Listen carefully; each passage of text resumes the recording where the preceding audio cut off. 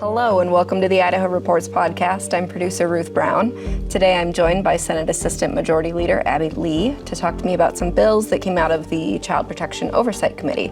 Thanks for joining me, Senator Lee. Thanks for having me. I'm excited to be here.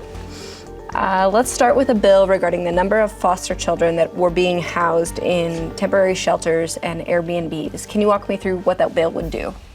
Yeah, so just a little background. It was only about 4 or 5 years ago where we started really having a need to find places for children to be, and I will take that back to, I think, some of the concerns that we have with the department being able to attract foster families, and we can talk about that later.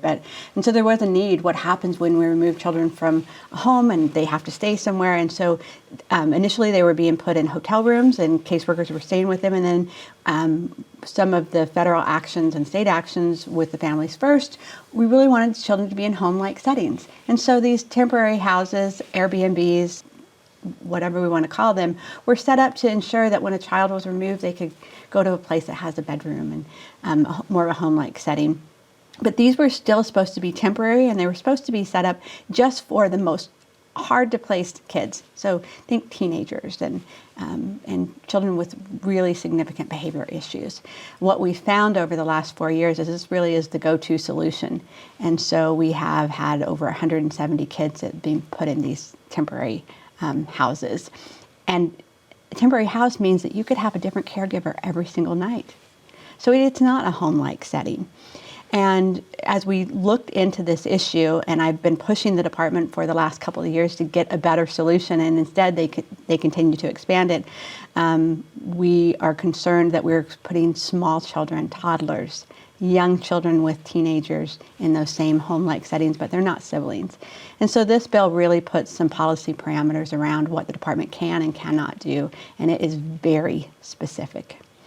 Primarily that these are supposed to be the way that they were set up for teenagers with behavioral issues, and if we can put children in a regular foster home, that's ideal. It does allow for children who have a sibling group. So if you're a toddler but you have a 6-year-old sibling and a 13-year-old sibling, you can stay together. That's important. But we need to be cognizant about who else is in that temporary house. And then if the department does make that decision, this takes it all the way up to the director level, where it has to get approval at that director level, which I think is going to give some real transparency. You've heard me say before, sunshine is the best thing for kids. And so having more people look at these decisions, I think is going to systemically and systematically change what we're doing. Are there concerns that there will not be enough foster homes? There's been a shortage. The Department of Health and Welfare regularly talks about the shortage. Are there concerns that there are not enough foster homes to put these children in? Right, so what do we do? Right? Yes. What do we do when we have a 2-year-old and we don't know where to place them? I will offer that I've spent 10 years working on this issue, and we have families who will help, particularly with younger children.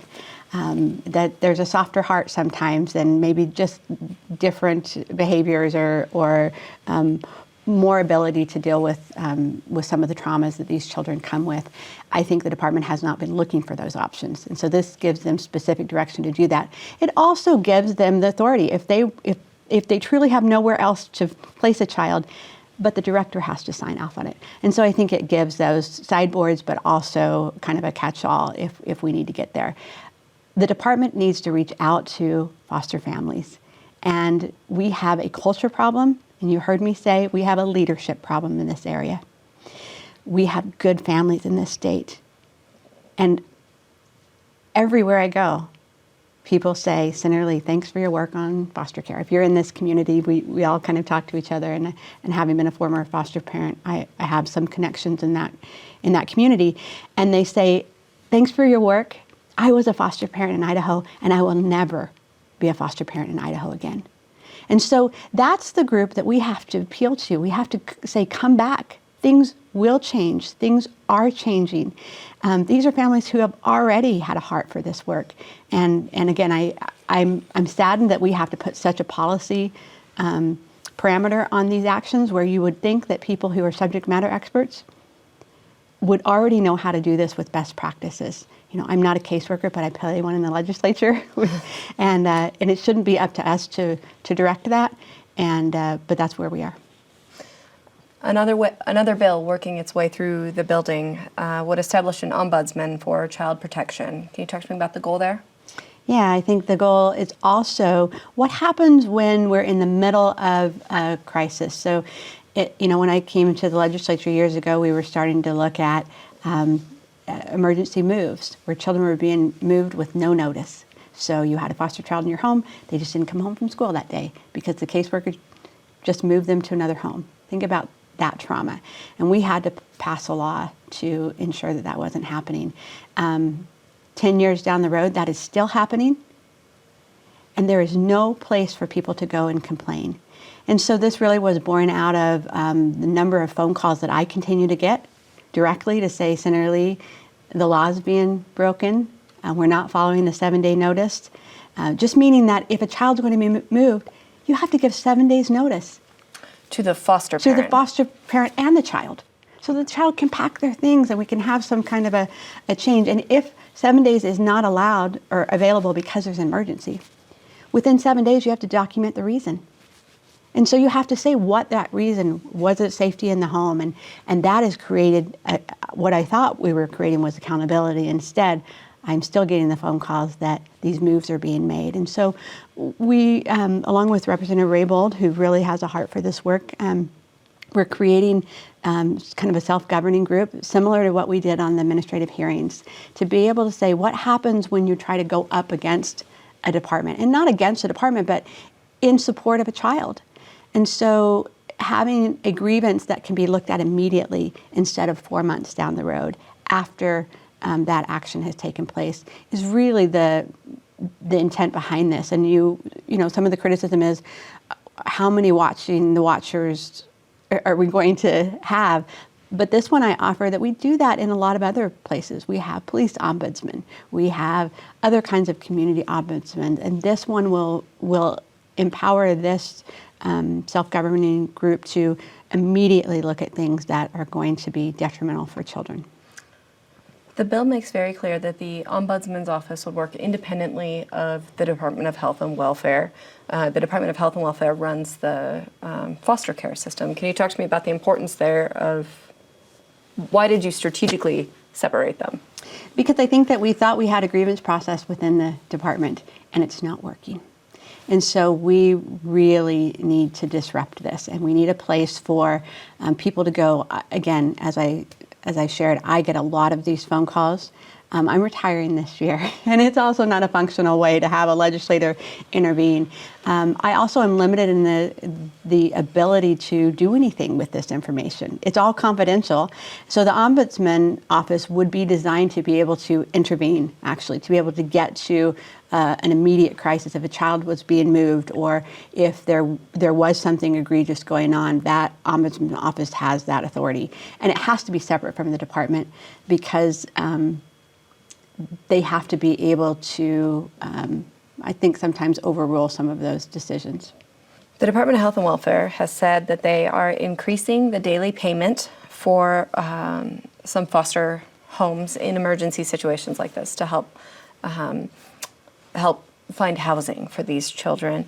Do you have concerns that increasing the payment might bring families in who are there for the wrong reasons, who aren't there because they want to help the children of Idaho? Yeah, I think that there are easier ways to make money in this state. and I've never heard from a foster family who's left the service of foster care that they left because of payment. They leave because of lack of support, lack of respite, lack of attention to the kiddos' needs. And we don't want to professionalize this. I mean, there is a heart for foster care. So while I've always supported increased payments, I don't think that that's the incentive. And so I'm less concerned about that. I am concerned that we are not putting enough resources into making sure that we have enough services and payment for really hard to place kids. And so instead of trying to find ways, and I have challenged the department, and they're responding. So this response that you just offered is one that I told them that I wanted them to do. Rather than put children in therapeutic institutions out of state, can't we find people in Idaho who their full-time job would be to help this child, and that we would also have to scaffold that? And so if it is more a higher daily rate, wouldn't that be better for these children? And we can think outside the box. Casey Families is an incredible organization that has best practices, and we should be following those best practices. You have been very vocal about your frustrations with the Department of Health and Welfare, and particularly with foster care. Stepping away, you are retiring this year. What are your biggest concerns around the foster care system and health and welfare? I think my biggest concern is whenever I challenge, and again, I think I've been one of the biggest advocates for the Department of Health and Welfare. I mean, you saw when I served on the Joint Finance Appropriation Committee, I forced them to take more money for caseworkers. I encouraged them to ask for the things that they needed. But I think we have a systemic and systematic dysfunction. And when I challenge the practices, I get responses that have to do with, again, policies and procedures, and I don't get what's the best thing for kids. What is the best thing for these kids? And these children are in our care because of the dysfunctions of their families. It's their parents' problem. But once we intervene as a government, then we have a responsibility to do better. And I think that's my biggest fear, is that I hope other people will pick this up. I think we've elevated the conversation. I'm so proud of this legislature for expanding foster care to age 21, even with a fiscal note, and really scaffolding some of the most vulnerable children. So I think we've elevated the conversation, but we have to make some changes at that department. And I am not picking on people, and I am not trying to be unkind, but I am unapologetic about what responsibility we have to ensure that the most vulnerable, traumatized, and abused children in our state have a voice, and we have to be that voice if the department is not going to be. You mentioned expanding it to the age of 21. Can you think of any other improvements you've seen in the last 10 years? So I wish I could leave super encouraged, but no, that's all right. I think the funding, I think home visiting has been improvements. I think as we look at some of those efforts to, increasing pay is always a good thing. But I think I will know that we've been successful if these last couple of bills go through. And I'm feeling positive about the conversations that we're having. I'm feeling really positive about the support. And then I'm hopeful that the executive branch will do the things that they need to do to change. If we had a failing high school, so we have about 3,000 kids in foster care. If we had a school that had 3,000 kids that we were failing, we would bring in a turnaround team. And that wouldn't be unkind, and it wouldn't be mean. It would be, we would bring in some change agents to say, how can we do this better? And how can we reimagine this? And how can we, Idaho is a small enough state that we could wrap our arms around this, and we could be a model for the entire nation. We could get this right. Senator Lee, thank you for your time. Thank you.